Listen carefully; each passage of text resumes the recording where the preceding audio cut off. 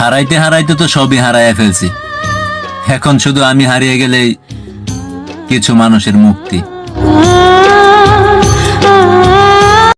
জীবনটা এমন হয়ে গেছে, শুধু চিন্তা আর টেনশন।